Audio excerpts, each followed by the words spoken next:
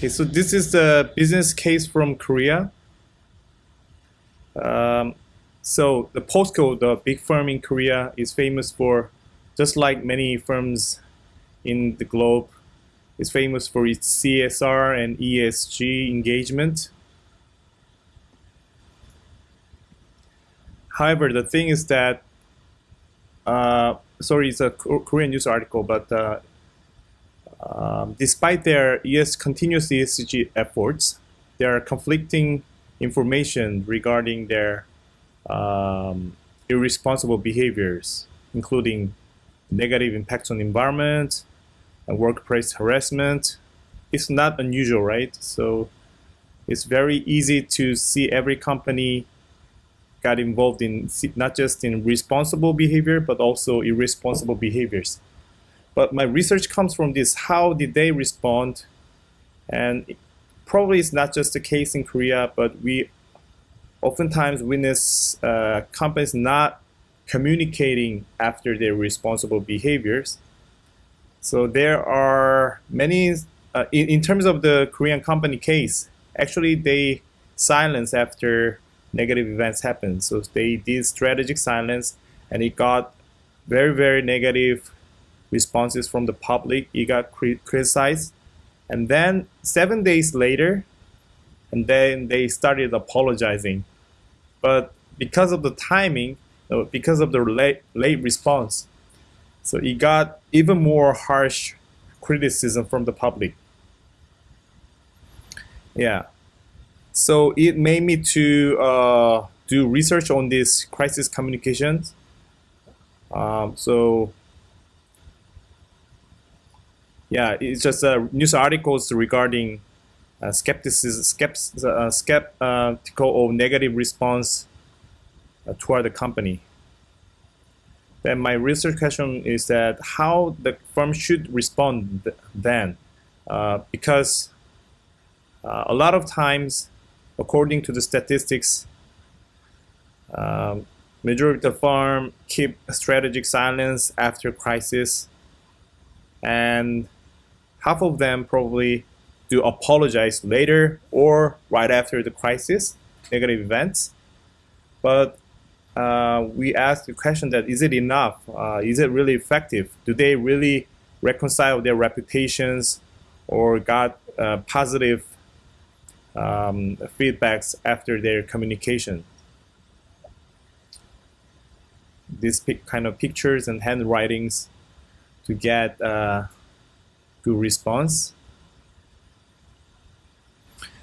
The basic assumption is that irresponsible behavior of the firm is inevitable. So every day we see irresponsible behavior of the firm.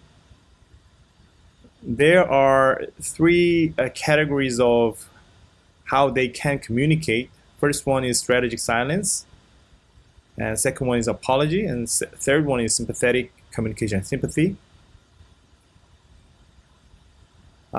Even though the emotional crisis communication is effective according to the literatures, there is a lack of research on emotional crisis communication after firm's negative events.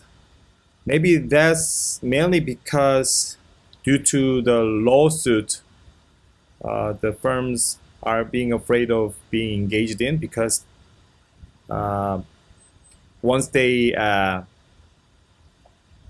acknowledge their faults, they are probably engaged in a lawsuit, and also for lawyers or advisors within the company, they do not advise CEO to communicate in an emotional way.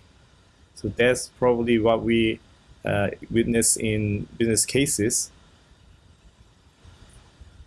So here is a hypothesis development. Prior CSR history leads to the perception that the firm is good, the firm is warm. Because CSR is ethical and relational, people perceive if the firm is actively engaged in CSR activities, they think the firm is warm. However, the perception of firm warmth is sequentially updated. which means that it's not just a one-time decision or judgment, but it's sequentially updated by how the firm is communicating, how the firm is behaving after they advocate their CSR activities. So the first hypothesis is that CSR history positively affects firm warmth, and then firm warmth after crisis or firm warmth after crisis communication.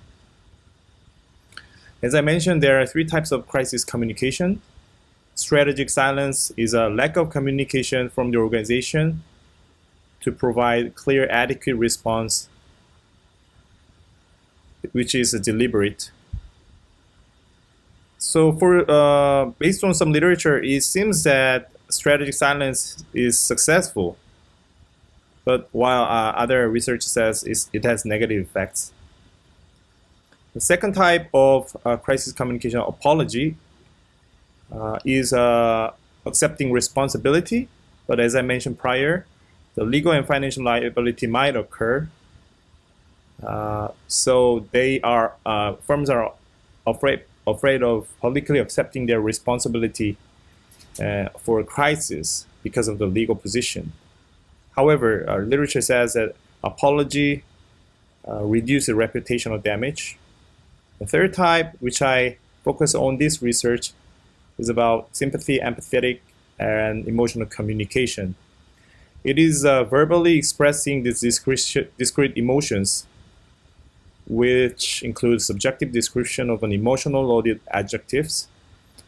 Not just a verbal expression, but probably with facial expressions and so on. Literature shows that emotional communication of the CEO or of the firm actually has a positive effect. The reason is that it raises the perception of empathy. Expressing empathy is the best way of crisis communication, and it has a restoring effect. Yeah, so I hypothesize that the emotional crisis communication leads to makes a positive impact on firm warmth.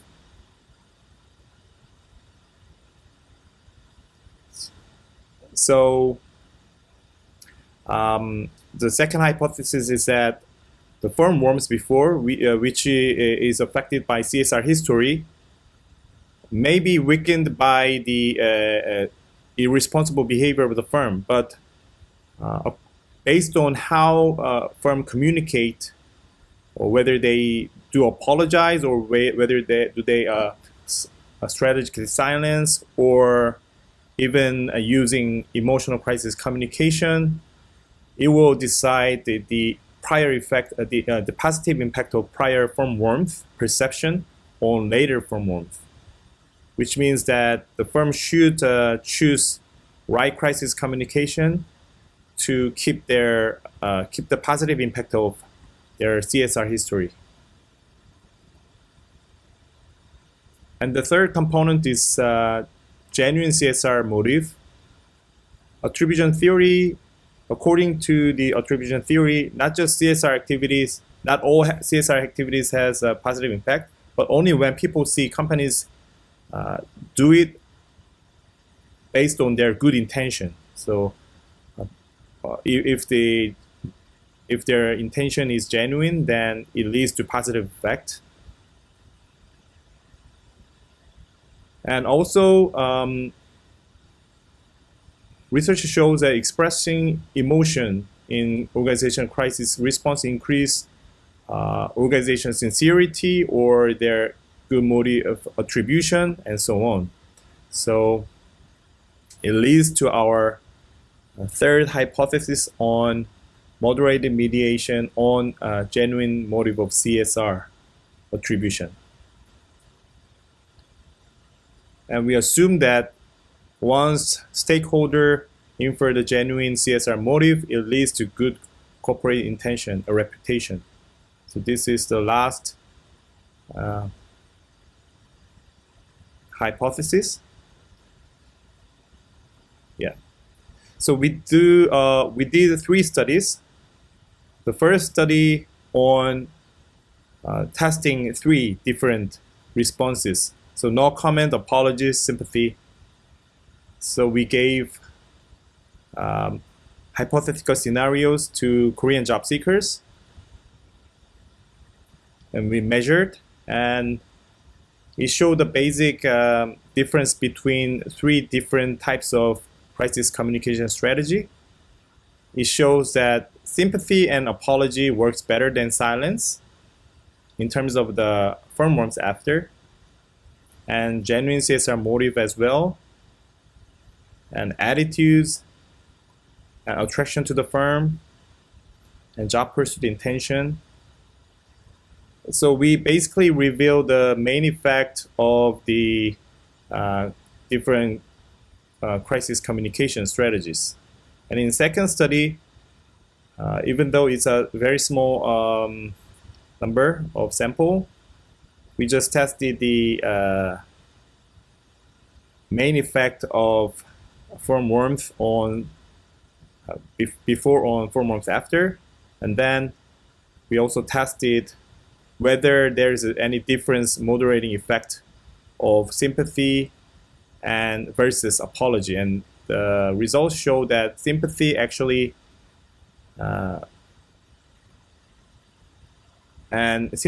shows different moderating power than apology, which means that actually sympathy works better than simply apologizing about the firm's fault.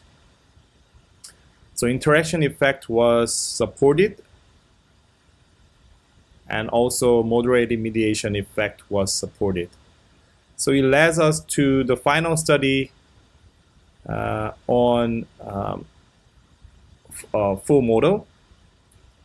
So we did 3 between group tests, which show the main effect of firm warmth before on, firm warmth after. And interestingly, as you can see here, so empathy communication, apology communication, and silence communication show different moderating effect on firm warmth impact. So it means that if the firm is strategically silenced, actually it has negative, prior firm warmth has negative effect on after firm warmth, which is maybe backfire effect of good CSR history even. And apology seems neutral, but only empathy keeps positive effect of prior CSR history or prior firm warmth perception. So the interaction was supported, and moderated mediation supported, and impact on corporate reputation also supported. And job attraction, recommendation intention was supported. So this is a result of all 3 studies.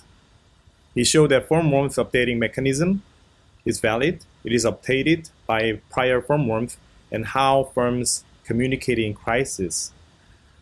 And emotional crisis communication works. So the results show that sympathy is the best strategy. Emotional communication actually works the best, unlike the business cases.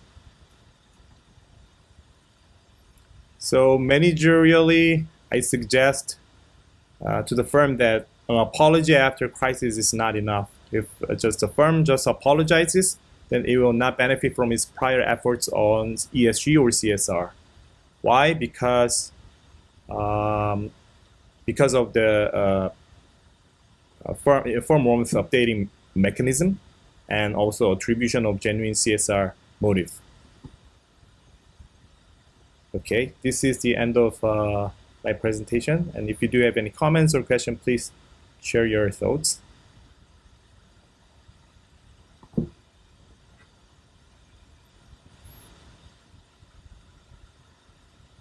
Thank you so much.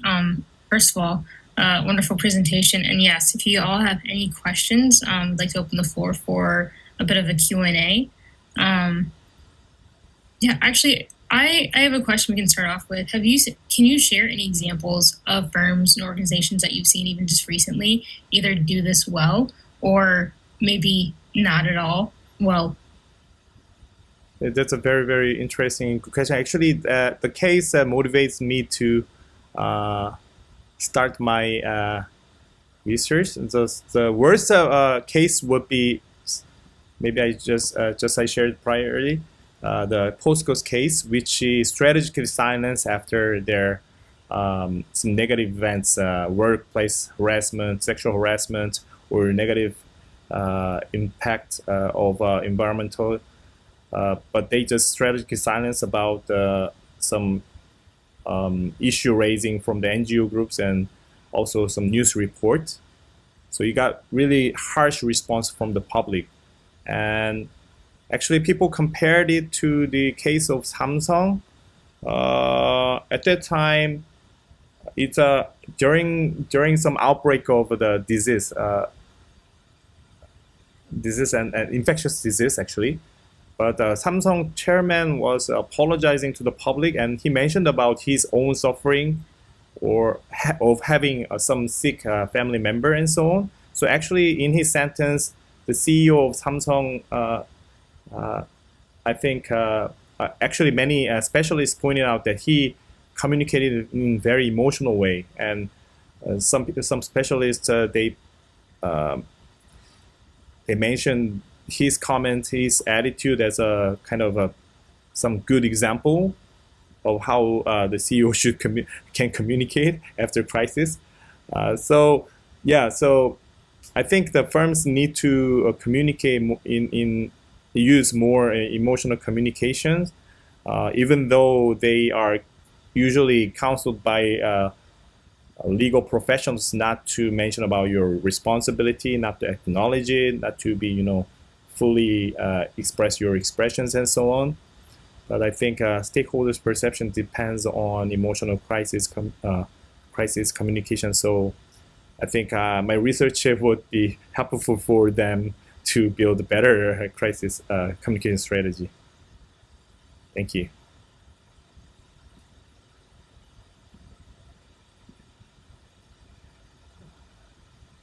What works instead? Oh, I see another question from Sanjita. Did your research also include what works instead?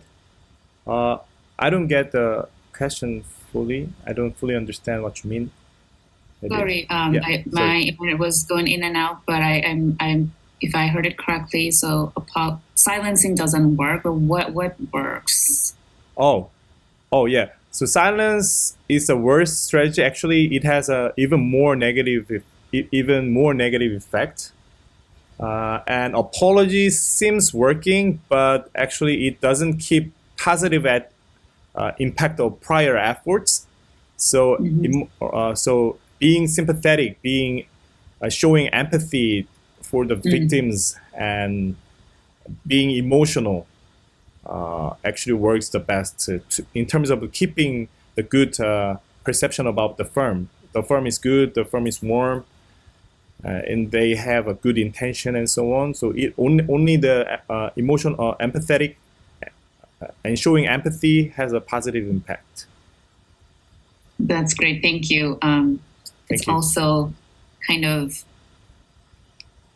different to the business world to quote unquote show emotion, which we all sometimes think and say that emotions doesn't lie in the business world, and there's a lot of new conversation around emotions and empathy that's part of us, it's part of being humans. So I think that's very interesting. So thank you for sharing. Thank you so much for your remarks. Thank you. And I have a question for you too. So, if emotion is supposed to be, showing some emotion, sympathy, empathy, etc., is there a point when it doesn't work anymore? Maybe it's too much. Did you see that at all? That maybe there's a point where it peaks? Oh, that's a really, really interesting point. I haven't looked at it, but my quick response would be the mediating mechanism that I looked into in this research is attribution theory. So maybe if people show too much emotions from the CEO and people even maybe see some negative motivation from them, probably it can have a backfire effect as well. But yeah, as you might know, the attribution theory basically explains that people try to infer the motive of the CEO through their communication and so on. So people might see a lot of different cues, their behavior cues, prior comments, and their political views, and so on. And maybe, yeah, they cleverly infer the motive, but based on this just controlled scenario, maybe the best answer would be if you try to communicate better using some emotional communication, then the purpose, the goal would be controlling inference or attribution of the stakeholder, why you are, apologizing, why you are showing emotions. Do they really think that you are fully apologizing or fully accepting your responsibility and showing respect to the victims, or putting yourself into their shoes and so on? Yeah, so in my research, what I'm emphasizing is the inference of the motive based on your crisis communication matters. Yeah, but that's a really, really good, really interesting point. Maybe, yeah, I can look in the next phase of these studies. Really nice study. Thank you. Thank you. I think you have a follow-up question or a comment in the chat.